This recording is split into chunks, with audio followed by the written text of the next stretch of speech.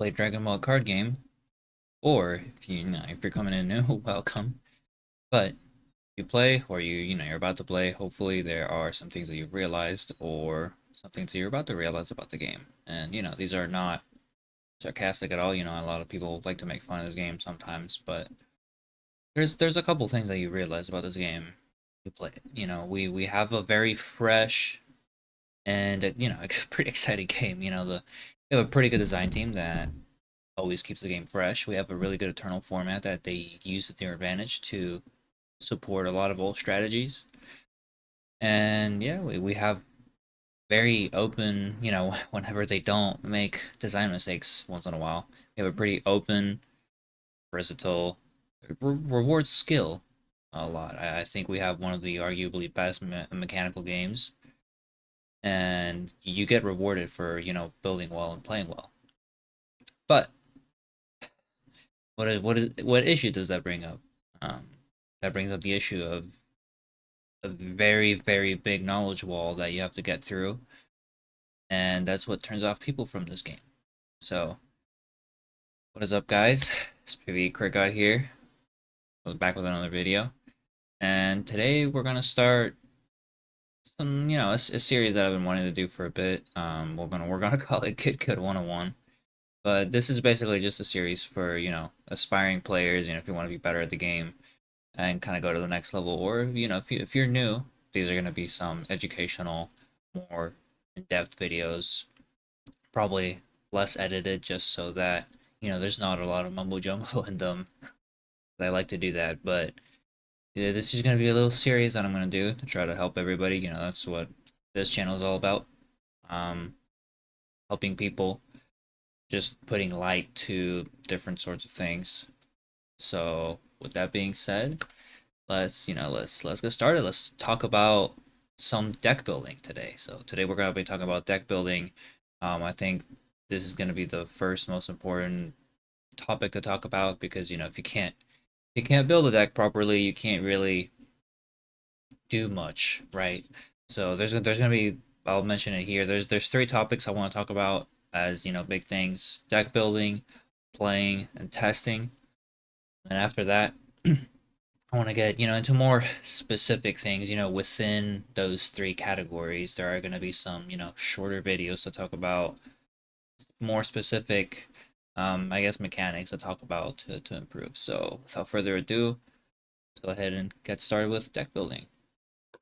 All right, so before we can even talk about how to put a deck together, fortunately, it is pretty important to be, able to understand whether a card is good enough to put it into your deck, right? Before you build a deck.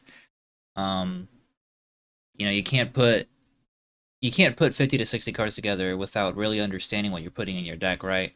So, I will just say this now, and it'll, of course, come up later because this is a very important topic. But I would, recommend that before you even, start building decks, go get yourself acquainted with the game, or if you already play the game, more acquainted. Go to DBS DeckPlanet if you're new, if you don't know. This is a website where you can build your decks, and they have a card database, of course, so you can just go in there and just start reading cards. And then you've also got a very good website from one of my friends, the EgmanEvents. I'll have that link in the description for everyone.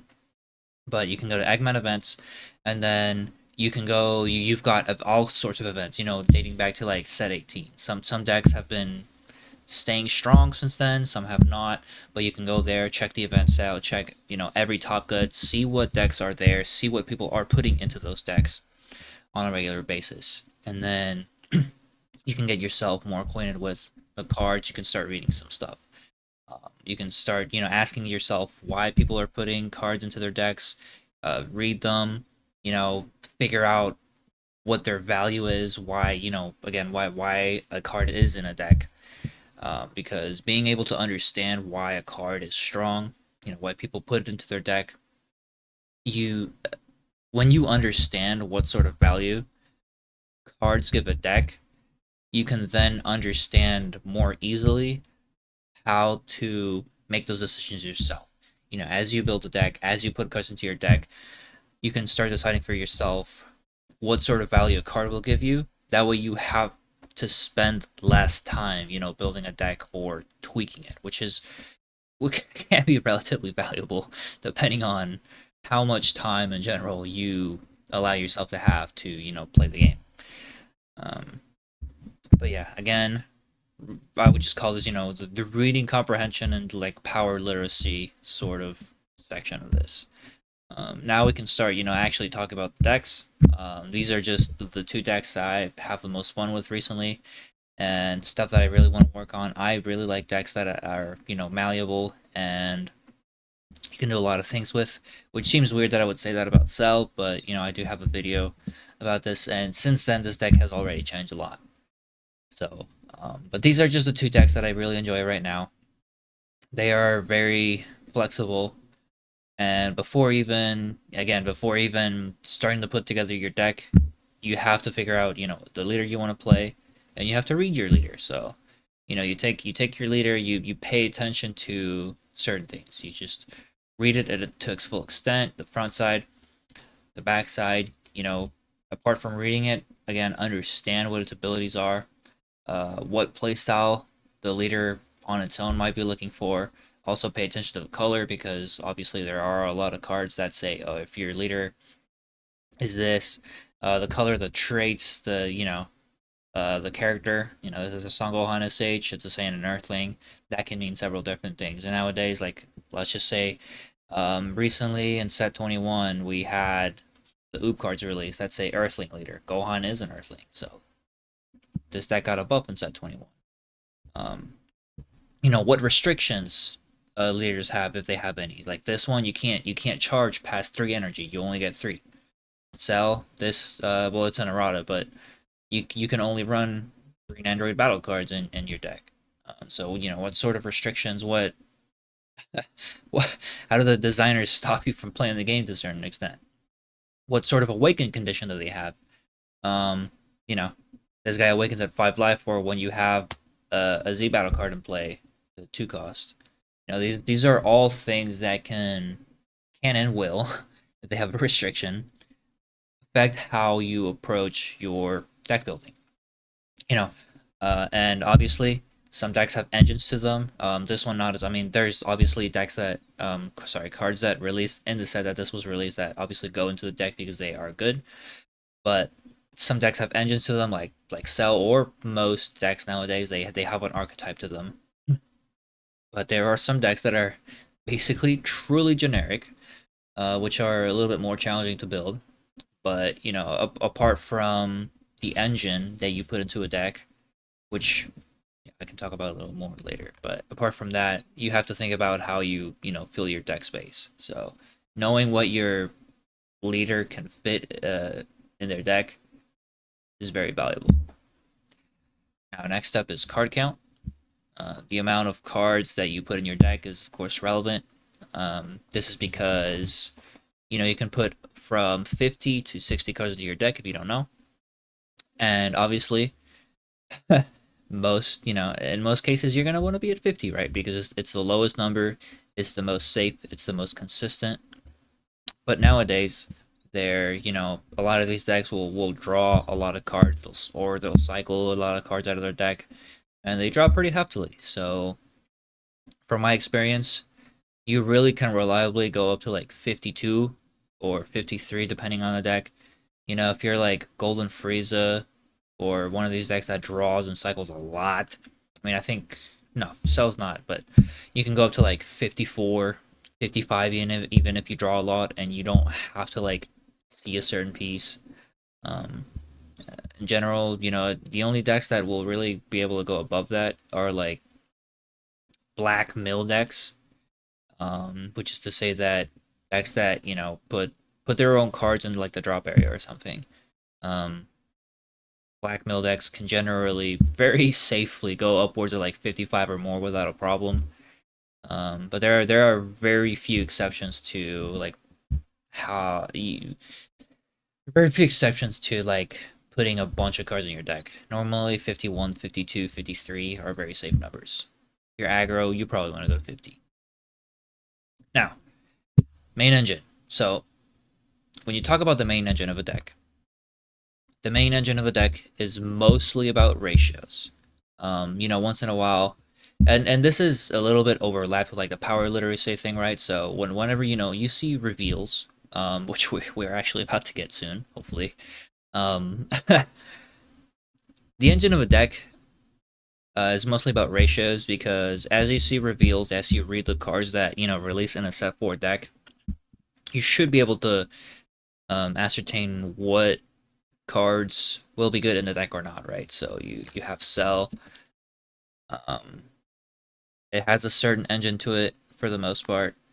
You know, you want to run your Ginger Town for the most part. You have your 3-drop cells.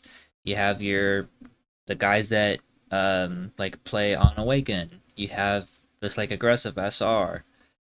You have your 1-drop pieces so that you can create tokens with Ginger Town. You have your free negate. Uh, and then you have your Kamehamehas for like the very last thing. Obviously, a lot of you probably don't even know what half of this does, but basically, you have, and most decks won't have it be this big. I mean, this is technically not part of the engine, but you'll have like a certain amount of deck space committed to whatever release in the set for the deck, right? Um, and that is to say, you have to find what cards are needed from that engine, what cards aren't needed, to what capacity do you need a certain card, and that's to say, so obviously when you play this game, you can run up to 4 copies of any given card. So let's talk about numbers on that because it's really important. So when you play one, it's normally going to be your secret rares, secret rares ultimates. Um, Normally, people in their decks will play like 1 to 2 overwhelm cards, maybe one of each, because that's normally only how the only amount you'll ever need in a game. People like to throw one-ofs in a deck sometimes as like text. I don't like that unless your deck draws like a lot, like a deck like Golden or like A21. You can go through a lot of your deck like every single game. So I mean, for those decks, you might be okay running one-ofs. I don't like them personally. You run 2 of a card whenever you like want to see it, but you don't really want to like have more than 1 at any given time. Kind of. 2 is probably the weirdest number for me to explain. It's like you want to see this card, but you don't really want to see it until like very late. Or like you have other stuff that kind of does the same thing, so you're adding onto that number. So let's say I have these 1-drop cells in my deck, right? I have 6 of these. This one's a searcher, the other one just draws a card. So this guy and the 1-drop green cell you saw, this one's a top 5, right? Both of these guys are searchers. So I have 2 of each because they both do kind of different things. But I consider to have 4 total because they are both searchers, right? This one gives me the utility of creating tokens off of Gingertown because it's a cell when I play it.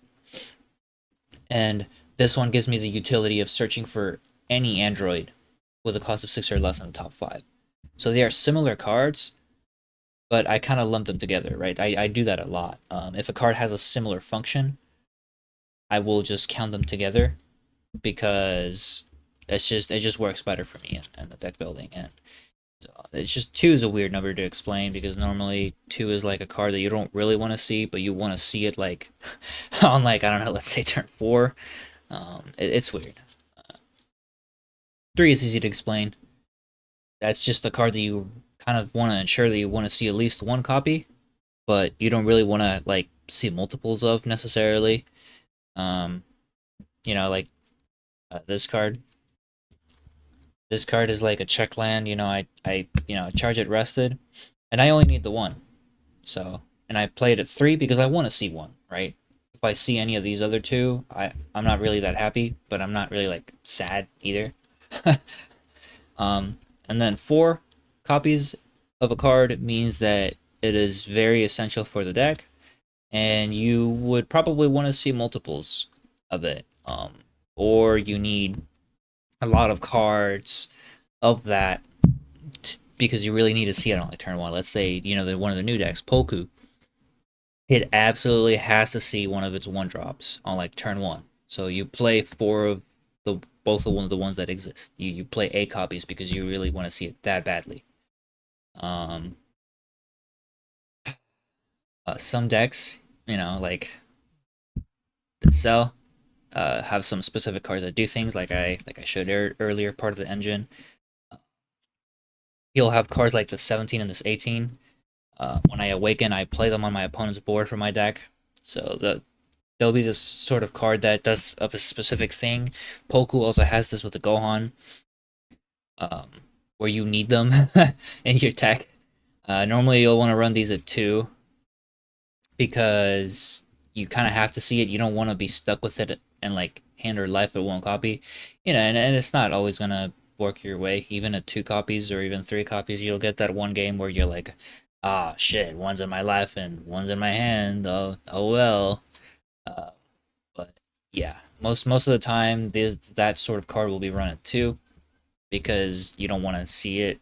You want to have access to one. But yeah, main engine cards like that, it really only comes down to testing and tweaking the ratios. This is actually, I have to like tweak this, but I've played this for a while and I figured out, oh, I don't need this card because I have different ways to like awaken and play the game. I don't need these cards. I can play something else and I can like tune down the amount of engine I have in my deck. So that is the biggest part of the main engine to me. Um, Figuring out the ratios, what sort of numbers you want to play. That is it for the main engine stuff. And then when you talk about the rest of the main deck, this part is of course simpler if you have good knowledge of the card pool and stuff, right? Which is why again I'll reiterate it. Um, you have to get yourself acquainted with the game. You have to know what cards exist. If you are just starting now to like get better or play the game, I would just recommend to check out the meta and the top cuts once again in EgmanEvents. Just go over there, look at the top decks that people are playing, sift through deck lists, look at what sort of ratios people are running in their engines, look at what decks they're playing, see what cards are repeated in the same decks, see what overwhelms people are playing. You can learn a lot about how somebody builds their deck by just taking a little bit of time out of your day, during your breaks, during downtime or whatever. Just take a couple lists, look at them. Um, when you talk about the rest of the deck outside of the engine, normally it's not gonna be very like ratio heavy. I mean, you look at my cell deck; it's like 3, 3, 4, 4, 4. My SCR is a one of course, but when you talk about the rest of the deck, it's not super intensive. It's just about knowing what cards exist for you to like help your deck play better. And for the most part, those cards will be like 3 or 4. Um, again, if you're a very techie kind of person, like my dad is, you'll be throwing in a lot of 2 ofs. If your deck draws a lot, that's fine. But yeah, if if your deck space is tight because of your engine, of course things can get a little bit tougher, and you would have to lean a little into that, practice testing and ratio tweaking intensity like you did with the main deck. Sorry, with the main engine of the stuff. But generally, for the rest of the deck, you won't really have to do that very much. And I'm touching myself like a lot because this is the more straightforward deck in terms of deck building. Gohan is a very like versatile, like it's really just completely generic.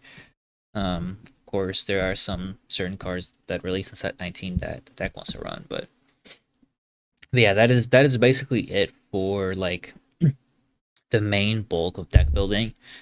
There are of course a couple other things to talk about when we talk about a deck, of course, like super combos, and none of these things will be a huge like talking point, but for super combos, it is very important to mention you know, that super combos exist. And it does matter. Like for example, for this cell deck, I've gone through several iterations of what super combos I run. You know, right now I'm running for this super combo that when you combo it on the opponent's turn, it untaps an energy because that is really valuable to this deck. But when I started playing this deck, I had 4 of Bionic Blitz, basically, which says when you combo it, I make my opponent bottom deck 1 from their hand. Makes basically discard 1 without discarding. And I just like tried different things. You know, I tried 4 of that, and then I slowly started weaning this one in, and I'm like, wow, this one's really valuable as I played more. And it eventually changed into this one at 4 copies because it's really good. So your super combo matters. Generally, I will say that and it matters more if your deck is multicolor because you have a lot more options as well. But for monocolor decks, mostly you're probably going to want to prioritize a searchable super combo. That is normally so and that matters because of course the set 11 super combos, you know, Raditz, Krillin, Vegeta, Saiyaman, and Black Vegeta. All of those guys are they're objectively better, right? You cycle 2 guards, but generally you probably rather draw into more copies of your super combos than to have a better super combo. So having a searchable super combo, so like let's say Turtle School, which can search for Earthlings, you play Saiyaman because over like something else, and you know Saiyaman is the bottom draw 2/1. But even if it was just draw 1, you play that one because it's searchable by like cards in your deck, right? So that is really an important concept to understand. Sometimes your deck draws enough that you don't need to like search it because you will consistently see that draw 2/1 more, so it's fine. But when you build a deck, just make sure you are thinking about what super combo you put into your deck. Now, secret rare. So nowadays, unfortunately, there are some secret rares that are just better than other ones, and those are just the one that gets played. So there's not that much choice anymore. But depending on the deck you're playing, especially aggro decks can consider what they're playing. You know, this Son Gohan deck is pretty aggro generally. It's just gonna want to play this Beast Gohan, but you know, blue is the color that actually does have some choice in what it can run. So you can do like Beast Gohan, you can do Divinity Goku, which basically untaps all your energy. This guy like burns and untaps a couple cards. And then the other one to consider is Baby Hatch, because it just stops your opponent's turn. So depending on what your deck wants to do, or what your deck does a part of the SCR, it can change what SCR choice you have. And even for this deck, because it's aggro, I could even consider running an SCR like Time Patrol Pan, because it can extend my aggression a little bit. Or I can play the new Meki Kabura SCR because again it extends a little bit and stops like a floodgate or something, and I do overall. So there are some considerations whenever you play specifically an aggressive deck or like a blue deck. You know, for Cell, green has some leeway, but like for Cell, because of the way I play the deck, I don't really have a consideration. You just play 21 because this card is broken. Have I thought about playing Cell Max in my deck? Sure. I mean, it costs 1 instead of 4, and it's quite a big threat, right? But like this card is really broken, and any like blue green deck uh will not ever really consider running an SCR, a monocolor SCR for whatever their leader color is, because 21 is just that broken, right? Yellow has this with Gohan Piccolo right now. Although personally, I think that your number 1 is an extremely underrated yellow SCR. I think it is a very excellent card, especially with Dirty Burst gone. But generally, yellow decks will all run Piccolo unless you're Golden Frieza and you run Golden Cooler. Red doesn't have much leeway, right? Most of the time it's Vegito because your leader is a Saiyan, but you know you can run like Vegeta. It's just the point is that there are SCRs right now that are just flat out stronger than the rest. But again, continue reiterating the point of just look at the list, you know, filter by ultimate and look at your options, see what fits better into your deck. Again, if your deck is aggressive, you are going to have a little bit more leeway in what you're able to pick, but generally SCRs are not a very hard choice. Now, I want to briefly touch on side deck process. Just because it is a part of deck building, you know, so I think side decking will be a little bit of a separate topic, shorter one. But generally, side decking is just to compensate for unfavorable matchups, right? In a best of one pre-side format or best of three, you have to think about, and this is obviously somewhere where, you know, testing comes in a little bit more as well. You have you have to compensate for the matches that your deck is not very good against, right? That's all there really is to it, purely testing based. Um, Whatever you struggle against, prepare for with those 15 cards. Cell struggles against aggro pretty heavily. Decide this card to stunt it, and then the rest of it, Cell really hates control matchups because Cell needs your opponent to interact. If you play against another control deck that doesn't interact, it really sucks. So I have to like side most of my side deck to try to compensate for that. But that's just what happens, right? Again, that's the purpose of the side deck. For aggressive decks like Gohan, the side deck gets a lot weirder because you're aggressive. You're trying to kill your opponent before they even get a chance to do anything, right? So my side deck for Gohan looks really weird right now. I don't even think it's a good side deck.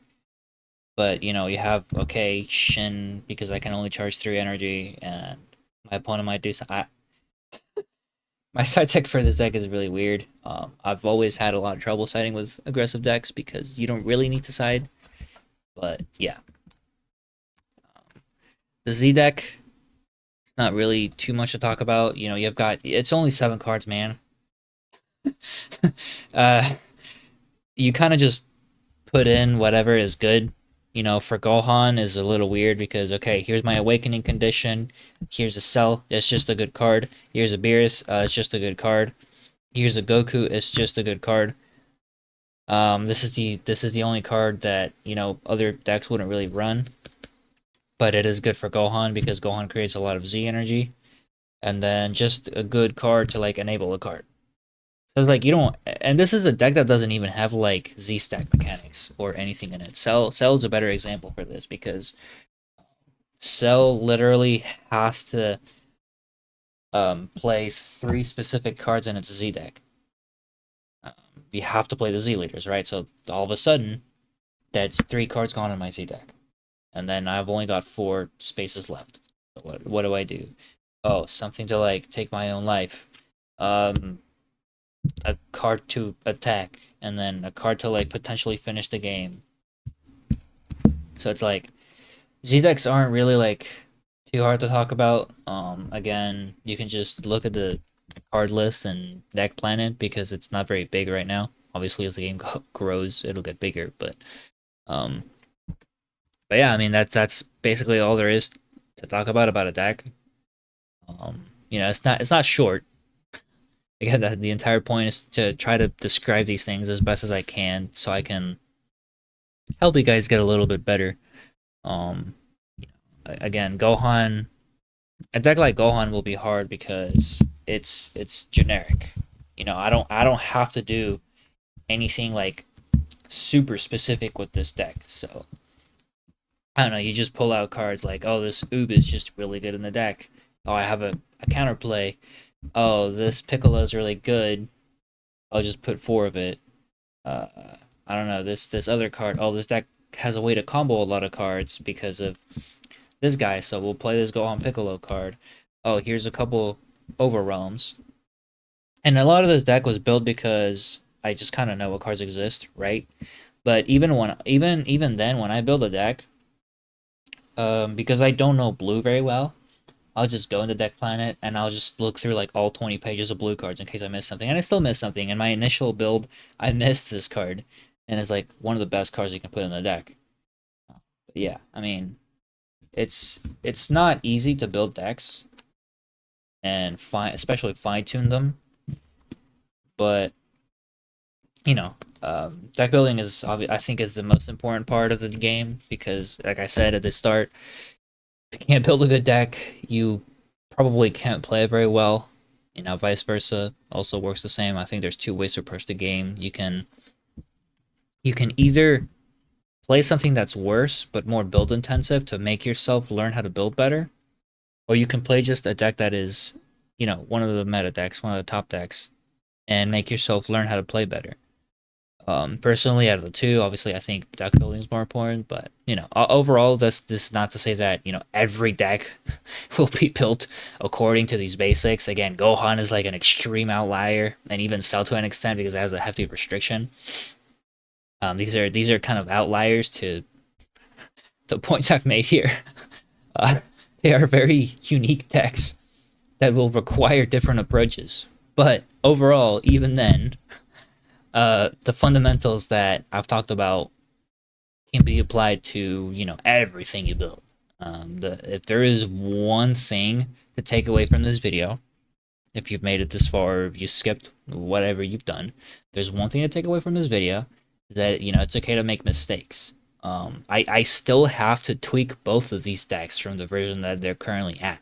There's things that I haven't liked in the deck that I've changed to the current version that I'm like, oh, that was bad. I shouldn't have done that. But that's okay. That is the whole point of testing and tweaking ratios and doing all that and optimizing a deck. It's okay to be wrong about a card or a ratio after you test. That's the whole point of testing, which again is another topic to talk about. But another point is to spend less time, and I kind of hit on it on the start, to spend less time testing to like fix your deck, and so that you can get more quality time with better versions of your deck overall. You have to be able to make good deck builds from the start that mostly only need that fine tuning, unless you end up exploring different ideas within that deck entirely. That's a different thing. But with that being said, we're 30 plus minutes into this. Hopefully it's not too terrible. We can turn these on at whenever it breaks and all that. But yeah, with that being said, that is it for the basic block of deck building. I hope that this information is able to help you guys, from someone that has played the game for quite a long time. And I've been judging this year. Uh, some of you haven't been able to tell, but I do like to think that I am pretty proficient at this game. I have some amount of results. I don't, I generally play this sort of deck that's a little bit worse than the rest, because I have a lot of fun with this game, man. That's why I like deck building. That's why I've really enjoyed Cell. But yeah, I do like to think that my opinion is valid when I talk about these things, and that it matters, and hopefully it can help you guys improve at the game more. So yeah, thank you guys for watching this. Please consider supporting the channel if you did enjoy the content, and share with your friends, share with all those that are trying to improve, or share with somebody new at your locals that comes in. Direct them towards this series of videos. Okay. Thank you guys for watching. I'll catch you in the next one. Take care.